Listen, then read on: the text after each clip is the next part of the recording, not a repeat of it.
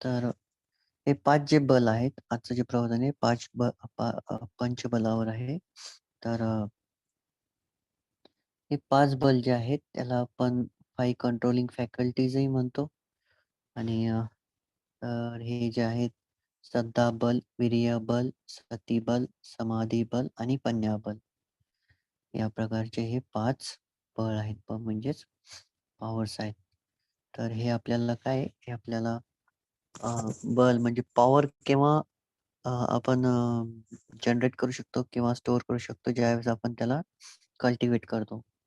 तर जेवढं आपण कल्टिव्हेट करू, तेवढं ती वाढत जाते. तर फेथ जी श्रद्धा आहे, श्रद्धा पालीमध्ये त्याला श्रद्धा म्हणतात आणि इंग्लिशमध्ये फेथ, मराठीमध्ये श्रद्धा. तर तर ही जी आहे तर फेथ कम्स फ्रॉम अंडरस्टँडिंग. जर फेथ शब्दाचा आपण शब्दाचा अर्थ घेऊ तर फेथ कम्स फ्रॉम अंडरस्टँडिंग. म्हणजे जेव्हा एखादी गोष्ट आपल्याला समजायला लागते, त्यावेळेस आपले त्याच्यावर श्रद्धा उत्पन्न होते. तर अंडरस्टँडिंग म्हणजे आपण काय म्हणू? अंडरस्टँडिंग म्हणजे काय? Standing under the conclusion. ज्यावेळेस आपण कन्क्लुजन सॉल्व्ह करतो. अंडरस्टँड म्हणजे स्टँडिंग अंडर त्याच्या खाली राहून ज्यावेळेस आपण त्याला ॲनालिसिस करतो, पूर्ण प्रकारे समजून घेतो, त्यावेळेस त्याला अ, समजल्यानंतरच आपल्या मनामध्ये श्रद्धा उत्पन्न होते. समजल्यानंतर एखाद्या कृतीला पुन्हा-पुन्हा करणं, ती श्रद्धा असते. जर त्या त्या कृतीमधून प्रज्ञा उत्पन्न होत असेल, त्याच्यानंतर शांतता उत्पन्न म्हणजे शांती उत्पन्न होत असेल, तर ती श्रद्धा ती श्रद्धा जी आहे ती खूप कामाची. परंतु दुसरी जी श्रद्धा आहे, ज्याला आपण अंधश्रद्धा म्हणतो, ब्लाइंड फेथ. एखादी गोष्ट न समजता त्याच्या पाठीमागे जाणं. एकानं 1 आणि 1 2 म्हटलं तर त्यालाच 1 आणि 1 2 म्हणत राहणं. ओके. जोपर्यंत आपण स्वतः अनुभवत नाही 1 आणि 1 2 तर त्याला आपण अंधश्रद्धा म्हणतो. त्याला म्हणजेच फक्त पाठीमागे पळत राहणं. तर धम्मामध्ये श्रद्धेला खूप महत्त्व आहे. ओके. अ, अ, म्हणजे बुद्धाच्या टीचिंगचं जर फळ आणायचं असेल तर श्रद्धेशिवाय नाही होणार. तुम्हाला भगवान बुद्धाला पूर्णपणे सरेंडर करून द्यावं लागेल स्वतःला, स्वतःच्या डेव्हलपमेंटसाठी. ओके. पण त्याच्यामध्ये सगळ्यात महत्त्वाचं काय सरेंडर करताना श्रद्धा महत्त्वाची आहे. जर विदाऊट श्रद्धा जर तुम्ही करत असाल, तर नॉट पॉसिबल. ओके. तर श्रद्धा कशी असते जसं की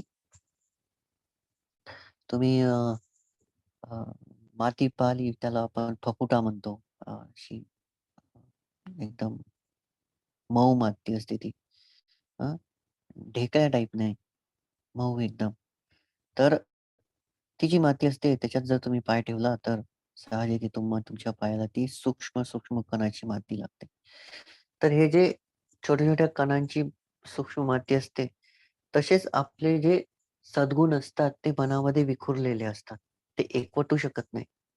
तर ज्यावेळेस मनामध्ये श्रद्धा डेव्हलप व्हायला लागते, मनामध्ये श्रद्धा निर्माण व्हायला लागते, तर सद्गुण एकवटायला लागतात. ज्यावेळेस दुर्गुण काम करत असतात, त्यावेळेस श्रद्धा मनामध्ये नसते. ठीक आहे. परंतु श्रद्धा कोणाप्रती?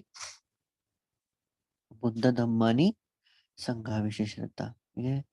तर याच्यामध्ये खूप सगळे एक्झाम्पल आहे, की बुद्ध आणि वक्कली आणि अनादर डिसायपल, आनंदचे आहेत, बरेच एक्झाम्पल आहेत. हां. तर श्रद्धेसाठी डेव्हलप कशी करायची?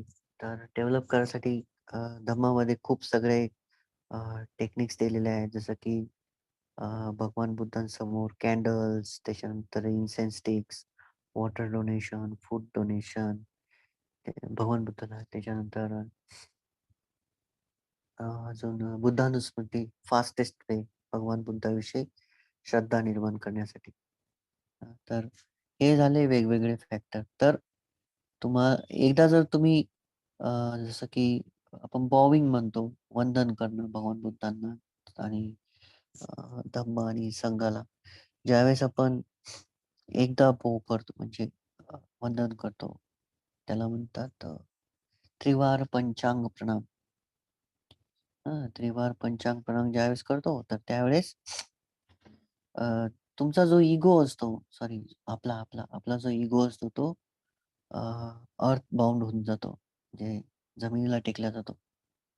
तर त्यावेळेस ज्यावेळेस इगो कमी होईल, त्यावेळेस श्रद्धा मोठी होईल बुद्धाविषयी. श्रद्धा काय करते? श्रद्धा सरळ-सरळ डाउटला कंट्रोल करते. ओके. कारण की मोस्टली आपल्याकडे सरळ म्हणतात, की पहिले डाउट घ्या आणि त्याच्यातून कन्क्लुजन निघालं तर मग त्याच्यावर श्रद्धा ठेवा. जर तुम्ही पहिलेच डाउट घेणार तर श्रद्धा कुठून उत्पन्न होणार आहे? श्रद्धा उत्पन्न होण्यासाठी मन हे एकदम अ, स्वच्छ असायला पाहिजे. त्याच्यामध्ये डाउट नसायला पाहिजे. परंतु श्रद्धा उत्पन्न झाली तर ती डाउटला कंट्रोल करते. डाउट उत्पन्न नाही होऊ देत आणि डाउट जर उत्पन्न होत नसेल, तर तुम्हाला माहिती आहे की डाउट म्हणजेच विचिकिच्छा अ, सखा आपला स्वतःपणासाठी जे स्वतःपण प्राप्त करताना जे दुसऱ्या प्रकारचा दुर्गुण आहे, हा नष्ट करावा लागतो. तर बघा, जेव्हा 5 बलापैकी पहिलंच बल दुसऱ्या दुर्गुणाला नष्ट करून टाकतं. येस, श्रद्धा डाऊटला नष्ट करते. सहस्र. डाऊट म्हणजे काय आहे, की एखादी गोष्ट माहीत नाही आणि कोणी सांगितली, तरी त्याच्यावर विदाऊट एनालिसिस करता रिजेक्ट करून देणं. ओके. नाहीये, हे नाहीये, हे असू शकत नाही. याला डाऊट म्हणतो आपण. ठीक आहे. तर हा जो डाऊट असतो, हा काय करतो, ट्रुथपर्यंत नाही पोहोचू देत. म्हणजे सत्यापर्यंत नाही पोहोचत. ठीक आहे. तर खूप महत्वाचं आहे श्रद्धा डेव्हलप करणे. तर फेथ जर असेल, श्रद्धा असेल, तर ऑब्व्हियसली एनर्जी येऊन जाईल, एफर्ट येऊन जाईल, पर्सिस्टन्स येऊन जाईल. म्हणजेच ऊर्जा भेटेल, वीर्य भेटेल, बळ. त्याला आपण ऊर्जा बल म्हणतो आपण. ऊर्जा काय करते? ऊर्जा बल जे असतं effort, doing lot of efforts, energy, हे काय करतं? लेझीनेसला कंट्रोल करतं. म्हणजे जो आळस असतो, त्याला कंट्रोल करतं. इथं तुम्ही पाहू शकता, सपोज तुम्ही सकाळी झोपेतून उठताय आणि उठल्यानंतर तुम्ही विदिन 10 सेकंड, 15 सेकंड ब्रश करून म्हणजे ब्रश करताय उठल्या-उठल्या आणि पुन्हा डबल बेडवर नाही पडताय. तर that is you have less laziness. तर आणि उठताय परंतु उठूच शकत नाही बेडमधून. Okay, no problem. सकाळचं सेशन 5 वाजता चालू होऊन जातं, तर मी 4:55 ला उठते. 4:58 ला मी लॉग इन करेल. Okay. That is called laziness. मन जे असतं ते आळशी बनून जातं. मन आळशी तर शरीर आळशी. कोणत्याही कृतीला जास्तीत जास्त वेळ लागायला लागतो. जेव्हा कृती जास्तीत जास्त लवकर व्हायला लागते, त्याच वेळेस प्रत्येक गोष्टीमध्ये यश भेटायला लागतं. तर एनर्जी खूप महत्त्वाची आहे. पण तो एनर्जी उत्पन्न केव्हा होईल? ज्यावेळेस श्रद्धा असेल. डाऊट असली तर कुठून एनर्जी उत्पन्न होणार आहे? डाऊट असला तर एनर्जी उत्पन्नच होणार नाही. कारण की तिथं डाऊट काय करेल?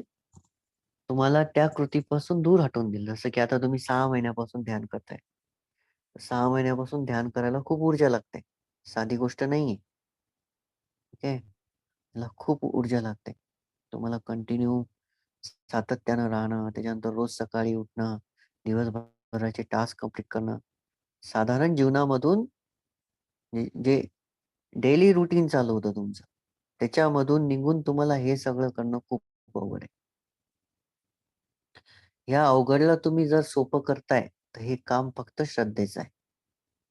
मे बी कोणाची असेल नसेल, आय डोंट नो. पण हे काम फक्त कन्व्हिक्शनचं आहे, श्रद्धेचं आहे. जे तुमच्या डाऊटला कंट्रोल करून टाकतं. डाऊट चांगला नसतो कधीच. ठीक आहे. तर हे झालं श्रद्धेचं पहिलं. अजून याच्यामध्ये बऱ्याचशा गोष्टी आहेत, जिथं आपण पाहू शकतो, की आजच मी दुपारी भंतेंनी आम्हाला शील दिली, तर त्यावेळेस गोष्ट सांगितली श्रद्धेसाठी. 2 सांगितले ॲक्चुअली. तर मी ते दोन्ही सांगतो. मी थोडंसं एक डिस्क्रिप्टिव्ह सांगणार.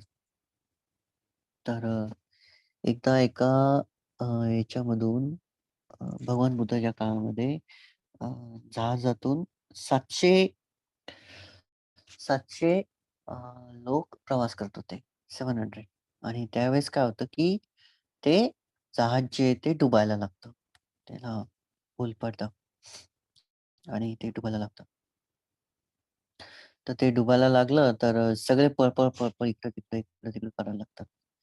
देन तर ते हळू सिंक होतंय आणि ते मरणार. ओके. तर ते जीव वाचवण्यासाठी पळायला लागतात. तर त्याच्यापैकी एक जो माणूस असतो, तर तो शांत बसलेला असतो एकदम आणि बस शांत बसून म्हणजे स्वतःला तो इनडायरेक्टली पीसफुल करत आहे. पण ते कसं करतंय मी ते सांगत आहे तुम्हाला. तर तो शांत बसून काय करते, शील पठण करत आहे, जे तुम्ही रोज 4 वेळेस करता. माहिती आहे ना? तुम्हाला एक टास्क आहे. अष्टशिलाचं पठण 4 वेळेस दिवसातून. सकाळी उठल्या-उठल्या, नंतर 10 वाजता, दुपारी आणि संध्याकाळी झोपताना. हे सगळे करतच असतील तुम्ही, आय होप. तर तुम्हाला अष्टशिला दिलं. तर हा जो एक व्यक्ती असतो, हा फक्त पंचशील रिसाईट करत राहतो. फक्त पंचशील. ठीक आहे. तर अ, त्यावेळेस सगळे जे लोकं असतात ते अ, याला पागल समजायला लागतात. अरे, सगळे मरू लागले आणि हा स्वतःचा जीव वाचवण्यापेक्षा इथं बसून हसू लागला. मग ते जाऊन विचारायला लागतात, की काय करत आहे? मग हळू-हळू सगळे येतात तिथं. सगळे जमा होतात आणि एका ठिकाणी थांबतात. मग हा सांगतो, की "पहा माझ्या आजीनं मला पंचशील सांगितले होते. त्रिशरण पंचशील सांगितलं होतं. तर मी तेच रिसाईट करत आहे" म्हणतात. मग तर फक्त तेच मी रिसाईट करू लागलोय. ओके. तर हे म्हणजे जहाज अर्धं डुबायला राहिलेलं असतं. पूर्ण नाही डुबलेलं, अर्धही नाही डुबलेलं आहे. तर तेवढ्या ह्याच्यात हे सगळेच्या सगळे बसून त्रिचरण पंचशील पुन्हा मनामध्ये रिसाईट करायला लागतात डोळे बंद करून. कंटिन्यू. आय होप की 15-20 मिनिटाचा टाईम त्यांना भेटला असेल. 20-25 don't know time, but little bit more time they got आणि मग पंचशिलाचं रिसायटेशन करतायत, त्रिशरण पंचशिलाचं. ते करता-करता ते डुबून मरून जातात. अंडरस्टँड हां? ते कसे गेले? ते कसे गेले? पंचशील म्हणता-म्हणता गेले. तर त्रिशरण आणि पंचशील म्हणता-म्हणता गेल्यामुळं ओके, त्यानं साहजिक आहे तिथं थोडासा त्यानं अर्थही सांगितलेला असणार. कारण की डायरेक्टली तर होणार नाही. विथआऊट मीनिंग रिअलायझेशन होत नसतं आणि मेंटॅलिटी काम होत नाही. जर अंडरस्टँडिंग नसेल त्याच्यामागे तर कोणत्याही कृतीमागे. अंडरस्टँडिंग असलं तर पीस ऑटोमॅटिकली होऊन जातं कोणत्याही कृतीमुळं, कोणत्याही घटनेमुळं. तर तर ते त्या ह्याच्यामध्ये मरून जातात आणि डायरेक्टली जेव्हा त्यांचा जन्म होतो नेक्स्ट, तर त्यांना आढळतं की त्यांची जी पूर्ण त्वचा आहे ती ग्लो करत आहे. खूप चमकत आहे. तर ते पाहतात की ते डायरेक्ट देवलोकामध्ये जन्म झालाय त्यांचा. अचंबात पडतात. मग तो जो असतो, तो रिफ्लेक्ट करतो, की असं कसं काय झालं? हे करायचा प्रयत्न करतात, परंतु त्यांना होत नाही. तर तो रिफ्लेक्ट करतो आणि मग त्याला कळतं, की आपण त्रिशरण पंचशील घेतलेलं आहे आणि त्या काळामध्ये भगवान बुद्ध तिथं होते. म्हणजे अ, ते ज्यावेळेस डेथ झाले. तर म्हणजे जो टाईम लिमिट असतो, टाईम स्पॅन जो असतो अ, हेवन आणि म्हणजे स्वर्ग लोक आणि पृथ्वी लोकाचा. तर ते ज्याच्यामध्ये जन्म घेतलेला आहे, तो 1 दिवस म्हणजे तिथला 1 दिवस म्हणजे इथले 100 वर्ष या टाइप कॅल्क्युलेशन आहे ते. ठीक आहे. तर हे खूप खुश होऊन जातात. ॲक्चुअली त्यांचा जन्म चांगला झालेला आहे ना आता. तर हे काय करतात मग रिफ्लेक्ट करतात. तर त्याला दिसतं त्या मेन जो असतो, मेन लीडर ज्यांना बसून पंचशील म्हटलेलं असतं. त्याला डायरेक्टली दिसतं, की भगवान बुद्ध पण त्या एरियामध्ये तिथं होते आणि सध्या आहेत. ते डायरेक्टली 700च्या 700 जण भगवान बुद्धासमोर चालल्या जातात आणि सांगतात, की आम्ही फक्त पंचशील म्हटलं, त्रिशरण पंचशील घेतलं त्यावेळेस रिसाईट करून, तर आमचा जन्म इथं-इथं झाला. ओके. तर भगवान बुद्ध त्यांना एक छोटंसं प्रवचन देतात आणि ते 700च्या 700 तिथं श्रोतापन्न होतात. ठीक आहे. ते 700च्या 700 तिथं श्रोतापन्न होतात. तर आपण बघू शकतो, की फक्त शरण घेतल्यानंच त्यांना किती चांगली हे झालेलं आहे. परंतु त्याच्यामध्ये श्रद्धा असणं, शुअर श्रद्धा असणं. कारण की अ, ज्यावेळेस साहजिक आहे पंचशील जे आहे ते पॉझिटिव्ह थिंग्स आहेत. नॉन किलिंग त्याच्यानंतर non lying, non telling lies, त्याच्यानंतर अल्कोहोल न घेणं, ड्रिंक न घेणं, त्याच्यानंतर कामेषु न करणं, त्याच्यानंतर चोरी न करणं. तर हे जे आहे हे पॉझिटिव्ह थिंग्स आहे. Okay. Any positive things makes the mind positive.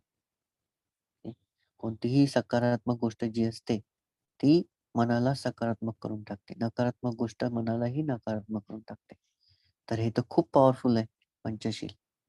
So ते सगळे स्वतः बनवतात.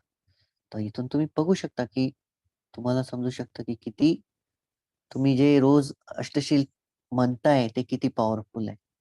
ठीक आहे. इथून तुम्ही समजा, की धम्मामध्ये, बुद्धामध्ये आणि संघामध्ये श्रद्धा ठेवणं हे खूप बेनिफिशियल आहे. ओके. तर ही झाली श्रद्धा. मग झालं एनर्जी. ओके. एनर्जी तर मी तुम्हाला सांगितलं, की एफर्ट्स. तर श्रद्धेसाठी एक सूक्त आहे. पण त्यांनी दुपारी सांगितलं. तर मी ते थोडंसं आज म्हणजे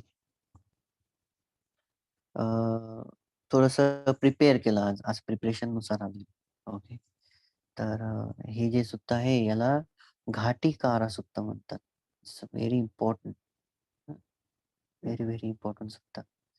आणि थोडंसं लाँग जाईल. चालेल ना सगळ्यांना? नाहीतर मग मी शॉर्ट करून सांगून देतो. 5 मिनिटातही संपवू शकतो. 1 तासातही संपवू शकतो. ओके. सो आय होप कोणी हो नाही म्हटलं नाहीये, तर मी डिटेलमध्ये घेणार आहे. तर घाटीकारा जे सुत्त आहे, तर भगवान बुद्ध कोसला कंट्रीमध्ये असतात आणि खूप मोठ्या भिक्खूंसोबत जात असतात. तर तर ओके, ओके, ओके. तर जात असतात. तर भगवान बुद्ध एक छोटीशी जागा बघतात. तिथून निघताना आणि हासून देतात. ओके. सो आनंद पाहतात.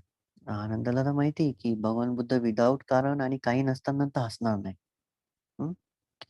तर मग आनंदांना समजतं, की काहीतरी कारण आहे त्याच्यामुळे भगवान बुद्ध हसलेत. मग आनंद थोड्या वेळ समोर जाऊन अ, स्वतःचं जे चिवर आहे ते व्यवस्थित करतात. त्यानंतर हात जोडतात आणि भगवान बुद्धांना म्हणतात, की "भगवान बुद्धा तुम्ही कशासाठी हसलात?" ओके. तर भगवान बुद्ध म्हणतात, "आनंद भूतकाळामध्ये अ, या गावाचा जो चीफ होता, जो मुख्य होता त्याचं नाव वेभिलंग होतं. म्हणजे या गावाचंच नाव वेभिलंग होतं. त्या गाव मुख्याचं जे नाव असतं त्याच्यावरूनच ते गावाचं नाव पडायचं. आणि खूप लोकं होती तिथं आणि खूप प्रॉस्परस होतं. म्हणजे खूप श्रीमंत लोकं होती तिथं. आणि तर हे हे जे आहे ते कස්සप बुद्धाच्या काळातलं आहे. भगवान बुद्धाच्या जस्ट रिसेंट मागचे. तर इथं तुम्ही बघू शकता, की या पृथ्वीचा उपयोग जो आहे या पाची बुद्धांनी सॉरी 4ही बुद्धांनी केलेला आहे आणि सेम प्लेसला कස්සप बुद्ध आणि संभासम बुद्ध पण पिंडपात करत आहेत. तर तर त्यावेळेस कස්සप बुद्ध इथं राहत होते. या वेली वेबलिंगा गावामध्ये. तर मग सगळेच्या सगळे अ, जे तिथं बसतात आणि ऐकायला लागतात. तर आनंदाला म्हणतात कස්සप बुद्ध जे होते ते संभासम बुद्ध होते आणि इथं संघासोबत राहायचे. तर आनंद मग काय करतात, की अ, जे चिवर असतात ते व्यवस्थित ठेवतात आणि भगवान बुद्धाला बसायला लावतात आणि बसल्यानंतर पुन्हा विचारतात, की समोर सांगा. तर मग भगवंत म्हणतात, की याच गावामध्ये वेभिलंगामध्ये कश्यप बुद्धांचा एक खूप मोठा सपोर्टर होता. आता जसं की सिद्धार्थ गौतम बुद्धाचे जे सपोर्टर होते, ते अनाथपिंडक होते. आणि तुम्हाला सगळ्यांना माहिती आहे, की अनाथपिंडक खूप श्रीमंत होते आणि खूप चांगला त्यांनी संघाला आणि धम्माला सपोर्ट केला. म्हणजे परंतु कश्यप बुद्धांचे जे सपोर्टर होते, ते खूप गरीब होते आणि बघा cheap supporter mostly chief supporter जे असतात ते खूप श्रीमंत असतात आजच्या डेटला म्हणजे संघामध्ये. परंतु त्यावेळेस कश्यप बुद्धाच्या काळामध्ये त्यांनी चीफ सपोर्टर जे आहे ते यांना घाटीकाराला बनवलं होतं. तर आणि त्यांचा जो मित्र होता अ, घाटीकाराचा जो एकदम जवळचा मित्र होता तो ज्योतिपाला होता. ओके. तर एक दिवस काय होतं की अ, ज्योती ज्योतिपालाला ते म्हणतात, की "ज्योतिपाला प्लीज आपण इथं कश्यप बुद्धांना एकदा भेटायला जाऊया." तर ज्योतिबाला जे असतात ते ब्राह्मण असतात. ओके. आणि ब्राह्मण असल्यामुळे ते म्हणतात, तर ते "why we have to go to meet bald headed." म्हणजे जे आपण टकले म्हणतो ना, त्या टाइप ते उच्चार घेतात, की कशाला मी त्याला भेटायला जाऊ. कारण की त्यावेळेसचे जे ट्रेडिशन होतं, जे 4 वर्ण पडलेले होते, ब्राह्मण, क्षत्रिय, वैश्य आणि शूद्र. तर जे उच्चवर्णीय ब्राह्मण होते ते अ, जे दुसरे पंथ होते, जसं दुसरे जे प्रॅक्टिशनर होते त्यांना तुच्छ समजायचे. तर साहजिक आहे ज्योतिबाला पण त्यांना तुच्छ समजत होता भगवान बुद्धांना. तर मग ते दुसऱ्यांदा विचारतात. तरी तेच, तिसऱ्यांदा विचारतात तरी तेच. त्यातही तिथं ते रिक्वेस्ट करणं सोडून देतात. मग ज्योतिबाला आणि घटिकारा हे दोघंही जातात कुठं? नदीवर अंघोळ करायला. तर ज्योतिबाला जे असतात ते त्यांचे जे केस असतात ते लांब असतात. तर ते अंघोळ करायला लागतात, साबण वगैरे लावतात. ते घाटीकरा जे असतात ते पुन्हा ज्योतिपालाला विचारतात, की "ज्योतिपाला भगवान बुद्ध कश्यपाचे जे विहार आहे इथून खूप जवळ आहे. आपण जाऊया आणि त्यांना बघूया. भगवान बुद्धांना बघणं हे खूप मोठं पुण्य आहे." असं ते म्हणतात. मग पुन्हा ते ज्योतिपाला जे असतात, तर ते पुन्हा अपमान करतात, दुसऱ्यांदा करतात. मग तिसऱ्यांदा केल्याबरोबर ज्योतिपाला जे असतात त्यांचे जे केस असतात ते पकडून घेतात असे. हां, पकडल्याबरोबर मग ते म्हणतात, की ती अशी ॲक्ट बघितल्याबरोबर ज्योतिबाला समजून जातं, की काहीतरी आहे, की अ, घाटीकारा एक तुच्छ जातीचा असूनही माझे केस डायरेक्ट पकडले. काहीतरी असं आहे. तर ज्योतिबाला म्हणतात, "ठीक आहे, ठीक आहे. Okay, okay. आपण जाऊया मग." तर मग ते केस वगैरे धुतात आणि ज्योतिबाला आणि घाटीकारा भगवान बुद्धापर्यंत चालले जातात. मग ते गेल्यानंतर अ, ते भगवान बुद्धाला म्हणतात, की "हे माझे मित्र आहेत ज्योतिबाला आणि ब्राह्मण आहे, हे आहे, तसं आहे." पूर्ण सांगतात डिटेल्स. त्याच्यानंतर भगवान बुद्ध ज्योतिपालाला आणि अ, घाटीकारा यांना प्रवचन देतात. तर प्रवचन दिल्यानंतर दोघे तिथून निघून जातात. तर ज्योतिबाला जे असतात ते खूप इम्प्रेस होऊन जातात. खूप खुश होतात ऐकल्यानंतर. ते म्हणतात, की "इतके एनलाइटन वन राइटफुल पर्सन तुमच्या जवळ आहे, इन्स्ट्रक्ट करतायत. तर मग तू म्हणजे अ, तू साधारण जीवनामधून भिक्खू का नाही बनत?" म्हणतात. ते घाटीकाराला म्हणतात. अ, घाटीकारा म्हणतात, की "तुला माहिती आहे," म्हणे ज्योतिबाला, की "माझे आई-वडील आंधळे आहेत आणि मला तसं नाही करता येणार." ओके. तर तर मग ज्योतिबाला म्हणतात, "ओके, मग अ, तू जर करत नसशील अ, काठी करा, तर मग मला बनायचंय म्हणतात. ओके. मला भिक्खू बनायचं. मग ज्योतिबाला ते अ, पुन्हा भगवान बुद्धाकडे जातात, अप्रोच होतात भगवान बुद्धांना आणि रिक्वेस्ट करतात, की बाबा संघामध्ये आम्हाला म्हणजे ज्योतिबाला घेऊन घ्या. मग ज्योतिबाला त्यांनी घेतल्यानंतर ज्योतिबाला काही दिवस अ, त्या एरियामध्ये राहतात. त्याच्यानंतर ते बनारसला निघून जातात तिथून. त्याच्यानंतर जे आहे अ, तर इसिपत्तनाला ते निघून जातात. ओके. तर भगवान बुद्ध मग जे कස්සप्पा बुद्ध आहेत, तर ते इसिपत्तन डिअर पार्कला राहायला लागतात त्याच्यानंतर. तर सेम प्लेस. तर तिथं त्या काशीचा एक राजा असतो किकी. त्याचं नाव काय आहे? किकी. हा जो किकी राजा असतो त्याला कळतं, की भगवान बुद्ध बनारस इथं आपल्या राज्यामध्ये आलेले आहेत. तर ते म्हणतात, की मी भगवान बुद्धांना आता अ, भोजनदान ऑफर करेल. तर ते जातात. खूप म्हणजे जसं रॉयल जसा एक राजा जातो, तसं ते जातात. कोणाला? भगवान बुद्ध कश्यपांना त्याला. त्याच्यानंतर एक सेकंड, एनी प्रॉब्लेम? ओके. तर त्याच्यानंतर ते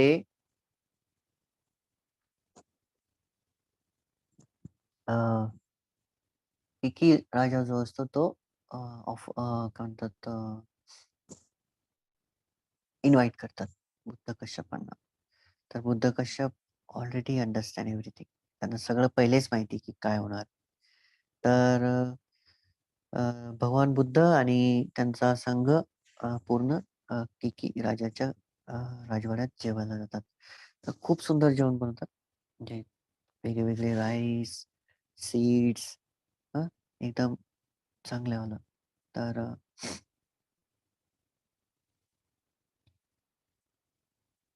तर भगवान म्हणजे सॉरी कश्यप बुद्ध आणि पूर्ण संघ त्यांचे जे बॉल वगैरे होऊन रेडी होतात. तर या किकी राजाला एकूण 7 मुली असतात. त्या मुलीचं नाव एक सेकंड. किकी राजा येस. किकी राजाच्या ज्या 7 मुली असतात, तर त्या आहेत सामानी, सामाना, गुत्ता, भिक्खुदासिका, धम्मा, सुधम्मा आणि संगदासी. हे 7 अ, जे आहेत 7 त्यांच्या डॉटर्स आहेत. ते पण तिथं भगवान बुद्धांना दान करायला येतात. म्हणजे डोनेशनसाठी. तर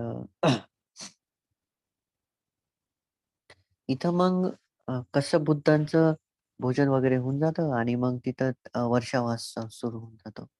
तर वर्षावासामध्ये तर मग वर्षावासामध्ये हे जो किकी राजा असतो तो म्हणतो, की "भगवंता मी तुमच्यासाठी अ,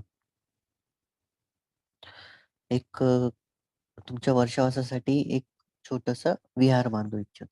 म्हणजे तुमच्या सगळ्या संघासाठी तुमचा वर्षावास चांगला व्हावा म्हणून मी एक विहार बांधू इच्छितो आणि मला तुमचा चीफ सपोर्टर बनवा." म्हणजे ते मला तुमचं चीफ सपोर्टर व्हायचंय. तर ते म्हणतात, की नाही अ, ते रिजेक्ट करतात. ओके. राइटफुली रिजेक्ट करतात एकदम.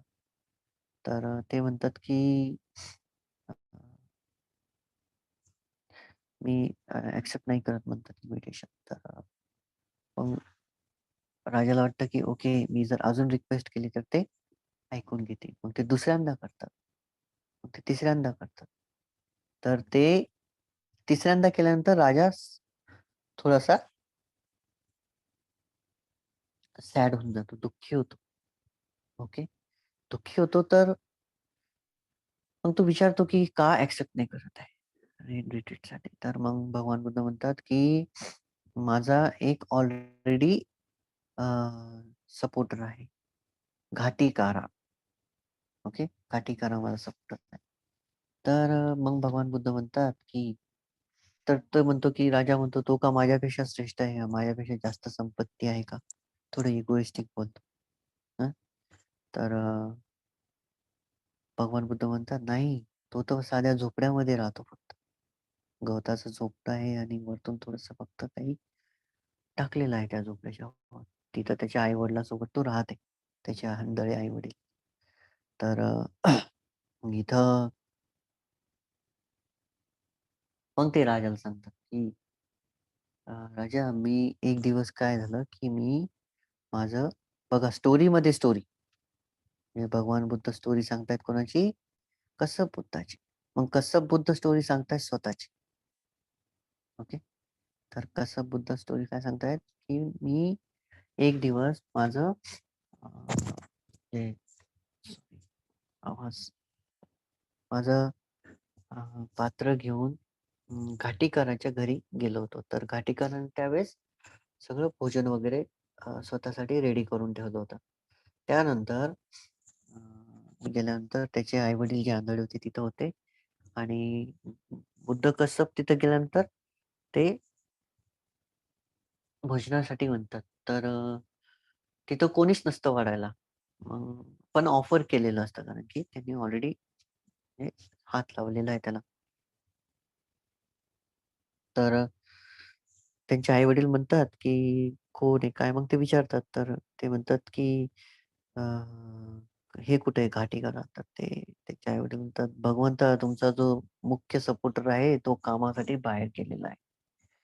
तर ते म्हणतात, "तर तुम्ही तिथून सगळ्या भांड्यामधून ते जे आहे तुम्ही ते घेऊ शकता." ओके. तर ऑलरेडी ऑफर झालं ते. ओके. परमिशन भेटली. तर ते घेतात आणि मग चालल्या जातात. तर ते जे चित्त आहे, म्हणजे भगवान बुद्ध मग ते येतात, गाडीकरा बघतात, जेवण तर काहीच नाही राहिलं. मग ते इतके खुश होऊन जातात, खूप आनंदित. ते जे आनंद चित्त आहे, त्यांच्या मनामध्ये 4 हप्ते राहतात घाटीकराच्या आणि 2 हप्ते ते ते तसं चित्त त्यांच्या आई-वडिलांच्या मनात राहतं. ते एकदम खुश होतात, की अ, भगवान बुद्ध माझ्या घरी स्वतः आले आणि त्यांनी माझं जे जेवण मी बनवलेलं ते स्वतः घेऊन गेले. म्हणजे इथं बघा, इथं श्रद्धा दिसून जाते, की म्हणजे ते नसताना येऊन घेऊन गेल्यानंतरही ते किती आनंदी झाले. ते रागावले नाही, चिडले नाही, काहीच नाही. मग ते म्हणतात, "राजा." तर दुसऱ्या इन्सिडेंटमध्ये म्हणतात, दुसऱ्या इन्सिडेंटमध्ये माझं जे छत आहे ते गळायला लागलं होतं. ओके. माझं जे छत आहे ते गळायला लागलं होतं. तर छत गळत असताना अ, मी अ, माझ्या भिक्खूंना सांगितलं, की घाटीकराकडून काहीतरी छतासाठी घेऊन या. तर ते सांगतात, की घाटीकरांच्याकडं असं काहीच नाही वर टाकण्यासाठी. तर भगवान बुद्ध म्हणतात, की त्याचं छतच घेऊन या. त्यानं जे बनवलं. तर ते भिक्खू जातात. त्याचे आई-वडील म्हणतात, की "काय करते?" मग ते सांगतात, की भगवान बुद्धांना छताची गरज आहे. पावसाळा चालू झालेला आहे. मग ते छत घेऊन चालल्या जातात. तर घाटीकरा तिथं पण खूप खुश होतात. ओके. आणि त्यावेळेस असं होतं, की पूर्ण वर्षावासामध्ये पूर्ण बनारसमध्ये पाणी, परंतु घाटीकराच्या जिथं ते छत हे झालेलं आहे, तिथंच पाणी नाही परत. ओके. मग भगवान बुद्ध सांगतात कोणाला? राजा केकीला, की "तू इथं बघ." म्हणतात, की घाटीकारा जो आहे, तो चारीशी म्हणजे पंचशिलामध्ये तो परफेक्ट आहे. तो चोरी करत नाही, तो हत्या करत नाही, तो कामेष्मिच्छाचार करत नाही, खोटं बोलत नाही. त्याच्यानंतर तो इंटॉक्सिकंट ड्रिंक घेत नाही. त्याच्यानंतर त्याला 4 आर्य सत्यांचा पूर्णपणे बोध झालेला आहे. ओके. आणि त्याचे जे डाउट आहे, जे अनप्लेझंटनेस आहे, दुःख आहे, ते पूर्णपणे नष्ट झालेलं आहे. हं. तर आणि ज्यावेळेस त्याचा मृत्यू होऊन जाईल, तर तो मनुष्य लोकात वापस नाही येणार. एवढंही ते सांगून देतात. या सगळ्या गोष्टीमुळं घाटीकरा हा तुझ्यापेक्षा सर्वश्रेष्ठ आणि सर्वोत्कृष्ट सपोर्टर आहे, असं म्हणतात. याचा अर्थ काय की घाटीकरा जे आहेत ते अनागामी आहेत.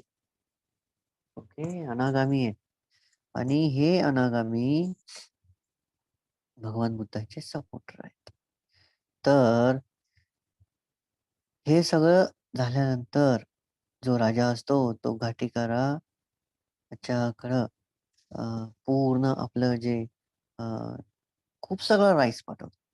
खूप सगळा राईस आणि तिथं ते काहीतरी म्हणतात वाक्य विसरलो मी. काय ते गोल्ड, सिल्व्हर सगळं काही पाठवतात. पण त्यांना काहीच नाही पाहिजे. ओके. त्यांना त्यांच्यापासून काहीच नाही पाहिजे. फक्त ते राईस आणि काहीतरी आय थिंक घेतात आणि फ्रेंडली मॅनरनं आणि भगवान बुद्ध ते ऑफर करतात. ओके. सो इथं पाहू शकतो की त्यांनी जे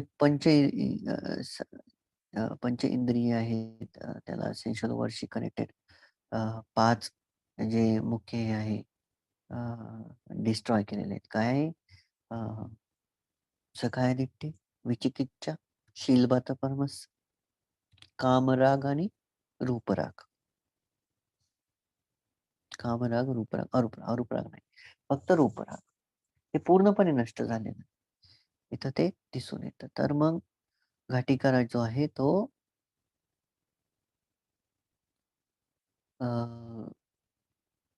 पूर्ण आई-वडिलांची सेवेमध्येच लागून जातो आणि भगवान बुद्धांचा अ, काय म्हणतात सपोर्टर बनून वर्क करत राहतो. ओके. आणि घाटीकराची एक विशेषता असते. घाटीकरा कधीही अ, जे ते कुंभार पॉट्स बनवतात ना, मटके वगैरे, तर ते बनवून फक्त घराच्या अंगणामध्ये ठेवून द्यायचं. ओके.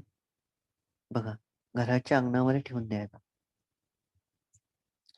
आणि घराच्या अंगणामध्ये ठेवल्यानंतर ते कधीही त्याच्यासाठी पैसे नाही मागायचे किंवा त्याच्यासाठी आम्हाला पैसे द्या.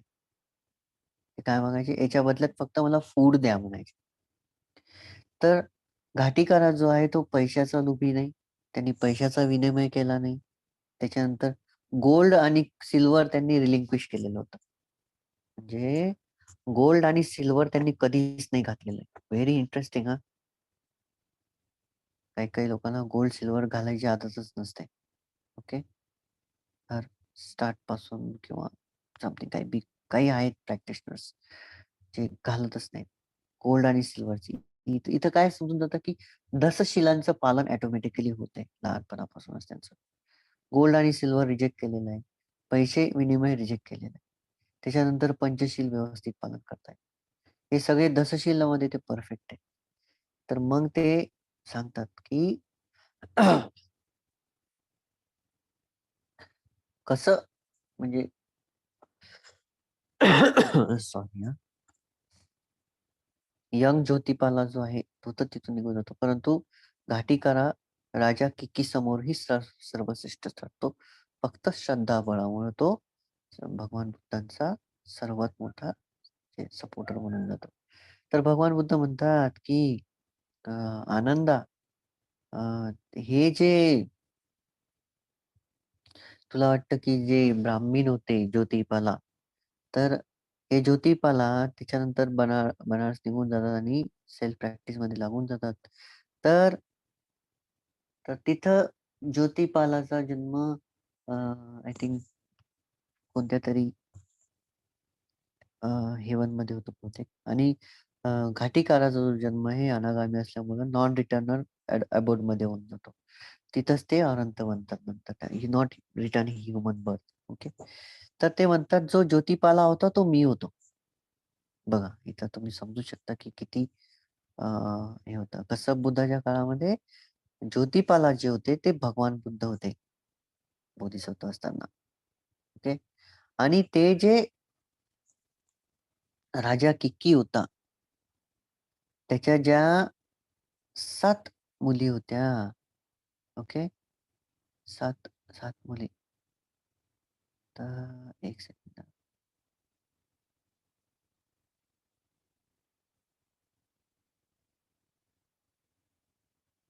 येस. तर राजा केकीच्या 7 मुलींपैकी एक जी मुलगी आहे, उरच्छदा. एक सेकंड हां. 1, 2, 3, 4, 5, 6, 7. हां. 1, 2, 3, 4, 5, 6, 7.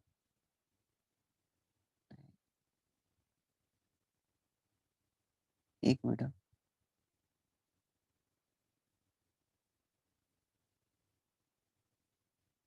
येस. राजा केकीच्या दुसऱ्या वाईफची एक मुलगी होती, Urachchhada. Yes, yes, yes. Understand. Urachchhada. तर ही जी उरच्छदा होती, ती वयाच्या 16व्या वर्षी सरांतून झाली. परंतु राजाला 7 वेगळ्या मुली होत्या, ज्या मी तुम्हाला सांगितल्या. समानी, समना, गुप्ता, बुध भिक्खू अ, भिक्खुदस्सिका, धम्मा, सुधम्मा आणि संगदासी. तर हे जे होत्या, हे कोण होत्या? भगवान सिद्धार्थ गौतम बुद्धाच्या काळामध्ये हे कोण होत्या? उत्पलवना, पटाचारा, गौतमा, धम्मदिन्ना, महामाया आणि विशाखा. ओके. बघा. खेमा, उत्पलवना, पटाचारा, गौतमा, धम्मदिना, महामाया आणि विशाखा. हे ते होते. ओके. तर याचा रेफरन्स जर घ्यायचा असेल, तर मी रेफरन्स तुम्हाला पाठवते कुठे येतं. ओके. स्क्रीनशॉट. तर इथं आपण पाहू शकतो, की घाट घाटीकारा.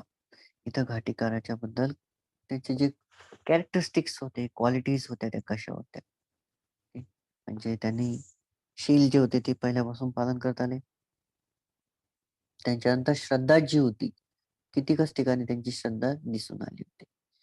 तर अ, इ मग इथं इथं काही असं इन्सिडेंट नाहीये, की भगवान बुद्धांनी आनंदाच्या सहित इतक्या-इतक्या जणांना प्रवचन दिलं आणि इतके-इतके जण अनंत झाले. असं काही एक रेफरन्स नाहीये. तर इथं आपण पाहू शकतो. तर हे झालं श्रद्धा. त्याच्यानंतर आहे एनर्जी. मी तुम्हाला सांगितलंय, की एनर्जी बद्दल काय आहे, की लेझीनेस कंट्रोल करते. म्हणजे आळस उत्पन्न नाही होऊ देत, ऊर्जा. आणि ध्यानामध्ये आणि धम्म पालन करताना याचे खूप महत्वाचं स्थान आहे ऊर्जेचं. जर दुर्गुण असतील तर ऊर्जा नसणार. दुर्गुण आळसाला उत्पन्न करत असतात. ओके. तर हे खूप महत्वाचं आहे. त्यानंतर आहे माइंडफुलनेस. माइंडफुलनेस बद्दल मी खूप काही सांगितलेलं आहे. ओके. माइंडफुलनेस बद्दल कालच्या ह्याच्यातही हे झालं होतं काल का परवा. येस. कधी झालं होतं माहिती आहे का तुम्हाला? आय थिंक परवा. येस. परवाच झालं होतं ना. समावती वत्तू. आठवतं का समावतीची स्टोरी सांगितलं. अप्पमादो अमतपदं, पमादो मच्चुनोपदं, अपमाता नानियन्ति, अपमाता नामियन्ति, ये पमात यथा मता. म्हणजे mindfulness is the part two the deathless. जे जागरूकपणा हा मृत्यूच्या मृत्यूपर्यंत म्हणजे निब्बाणापर्यंत घेऊन जाईल. पमादो मच्चुनोपदं आणि अजागरूकता ही मृत्यूपर्यंत घेऊन जाईल. अपमत्ता ना नियंती. जे लोक जागरूक असतात ते कधीच मरत नाहीत आणि जे लोक जागरूक नसतात ते ऑलरेडी मेलेले असतात. तर याच्याबद्दल तर जास्त काही सांगत नाही मी आता, कारण की माइंडफुलनेसवर एक फुल टॉक दिलेला होता. तरी माइंडफुलनेस खूप इम्पॉर्टंट असते, कारण की सती आहे. सती इम्पॉर्टंट असते, कंट्रोल करते हिडलेसनेसला, अजागरूकतेला. सती काय करते? अजागरूकतेला कंट्रोल करते. म्हणजे सती जर असेल तर दुर्गुण काम करणार नाही. जागरूकता जिथं उत्पन्न होईल तिथं दुर्गुण नष्ट होतच नष्ट नाही, परंतु सप्रेस होत असतात. खूप महत्वाचं आहे, की माइंडफुल राहणं. त्याच्यामुळे तुम्हाला दिवसभरचा एक ऑब्जेक्ट दिला जातो. कंटिन्यू तुम्ही माइंडफुल राहा. कंटिन्यू तुम्ही एकतर श्वासावर लक्ष ठेवा, नाहीतर मग वॉकिंग मेडिटेशन करताना बुद्धांच्या 9 गुणांवर, त्याच्यानंतर मेत्ताच्या एका लाईनवर. आज तुमचा ऑब्जेक्ट जो होता तो मेत्ताची एक लाईन होती. तर हे झालं माइंडफुलनेस, कंट्रोल हेडलेसनेस. माइंडफुलनेस भगवान बुद्धाची सर्वात मोठी शिकवण आहे. याच्यामध्ये सर्व धम्म सामावलेला आहे. माइंडफुलनेस नसेल तर धम्म जागरूकच होणार नाही. हे खूप महत्वाचं आहे सती. तर सती संपजन्य, माइंडफुलनेस अँड क्लिअर कॉम्प्रिहेन्शन हे सती संपजन्य हे 2 जर असतील तर आपलं दुर्गुणांना समजणं आणि नष्ट करणं ईझी होऊन जातं. ओके. त्याच्यानंतर आहे कॉन्सन्ट्रेशन, समाधी खूप इम्पोर्टंट आहे. खूप खूप इम्पोर्टंट आहे समाधी. काय करते समाधी? समाधी काय करते? डिस्ट्रॅक्शनला कंट्रोल की एकाग्रता असते ना फॅक्टर त्याच्यामध्ये. डिस्ट्रॅक्शनला कंट्रोल करते. परंतु समाधी जर प्राप्त करायची असेल, तर तुम्हाला पंचनिवारणांना खाली दाबावं लागतं. जसं कामचंद, व्यापाद, थिनामित्था, उद्धच्च कुकुच्च आणि विचिकिच्छा. ओके, याच्यामध्ये विचिकिच्छा आहे बघून घ्या. कारण की डाऊट असेल, तर तिथं समाधीही प्राप्त होणार नाही. तर कामचंद म्हणजे काय, की 5 इंद्रियाद्वारे सुख प्राप्त करण्याची इच्छा. जितक्या वेळेस आपण 5 इंद्रियाद्वारे सुख प्राप्त करण्याची इच्छा उत्पन्न करू किंवा प्रयत्न करू, तिथं समाधी बल नष्ट होत जाईल. तिथं जागरूकता नष्ट होत जाईल. ओके. जर समाधी परिपूर्ण करायची आहे, तर कामचंदाला थांबवावं लागेल. त्याच्यानंतर आहे इलबिल, व्यापाद. व्यापाद म्हणजे काय? दोष, हेट्रेड, बिटरनेस, कडूपणा ज्याला आपण द्वेष म्हणतो. ओके. ते हेट्रेड म्हणजेच हेट्रेड मेन दुर्गुण आहे. त्याच्यामधून जेलसी, प्राईड, अँगर हे सगळं उत्पन्न होतं. जेलसी, प्राईड, अँगर. Pride very dangerous. मान. अनंत पदाला जाऊस तर मान नष्ट होत नाही. खूप हार्ड आहे. हे मान कन्सीट याच्यामधूनच उत्पन्न होतं सगळं हेट्रेडमधून. तर इलविल, व्यापाद सेम आहे. याला आपण दुश्मनी म्हणतो मनामध्ये हेट्रेड ठेवणं.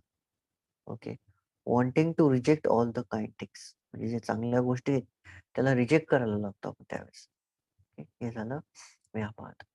त्याच्यानंतर येतं थिना मिथ्या म्हणजे जडत्व वाटतं शरीरामध्ये आपल्या आणि मन एकदम डल वाटायला लागतं. त्याला म्हणतात थिनामित्ता. त्यानंतर आहे उदच्चा कुकुच्चा. त्याला आपण थिनामित्ताला थिक डिप्रेशनही म्हणतो किंवा इनर्शिया डिसॅबिलिंग इनर्शियाही म्हणतो मनाचा. ड्रॅग करतं मनाला एकदम खाली, डल करून टाकतं. हे थॉरपर, थिनामित्ता. मिथ्या म्हणजेच तेच डाउन करतं मनाला. आपण म्हणतो ना, आज खूप उदास वाटत आहे. ते झाली मिथ्या. मिथ्या दृष्टी नाही, मिथ्या. MIDDHA. ओके. थिनामिथा. टॉर्पर म्हणतात त्याला. तर ते मनाला बिलकुल डाउन करून टाकतात. ज्यावेळेस तुम्ही म्हणता आज खूप उदास वाटत आहे, बोर वाटत आहे, ते झाली मनाची डलनेस. मन जर प्रकाशमय असेल तर प्रत्येक क्षणात जागरूकता, ऊर्जा आणि सतेज आनंद राहत असतो मनामध्ये. ओके. हे झालं स्लॉथ अँड टॉर्पर. त्याच्यानंतर येतं रेस्टलेसनेस अँड वरी. मनाला शांत नाही करू शकत आपण. सदैव इकडं-तिकडं पळत राहतं. ते झालं रेस्टलेसनेस अँड वरी. जे विचार येतात ना, कंटिन्यू, कंटिन्यू, कंटिन्यू तेच आहे ते रेस्टलेसनेस, वरी. काम नाही करू शकत. डाऊट हे मी तुम्हाला ऑलरेडी सांगितलेलं आहे. अंधकारातून डाऊटची उत्पत्ती होत असते. Sorry, yes. डिल्युजन मधून डाऊट निर्माण होतो. Sorry. This is perfect. Delusion मधून डाऊट उत्पन्न होत असतो. खूप मोठा दुर्गुण आहे डाऊट. कधीही प्रॅक्टिस पर्यंत जाऊ देणार नाही. तर हे पंचनिवारण जेव्हा सबसाईड होतील पूर्णपणे, त्यावेळेस कुठं समाधीची सुरुवात होईल. आलं लक्षात? तर कॉन्सन्ट्रेशन खूप महत्वाचं असतं. भगवान बुद्धांनी म्हटलं समाधीहम भिक्खवे भिक्खू यथाभूतं पजानाति. Because if you want to see the things as they really are, you need concentration. Okay? तर जितकं तुम्ही माइंडफुलनेस करसाल, कल्टिवेट समता करसाल, म्हणजे सिटिंग मेडिटेशन, समता भावना करसाल, तर स्लोली स्लोली तुमचं जे समाधीसाठी येणारं जे बल आहे ते वाढत जाईल. आणि समाधीच्या नंतर येतं प्रज्ञा. तर समाधीमधून काय उत्पन्न होतं?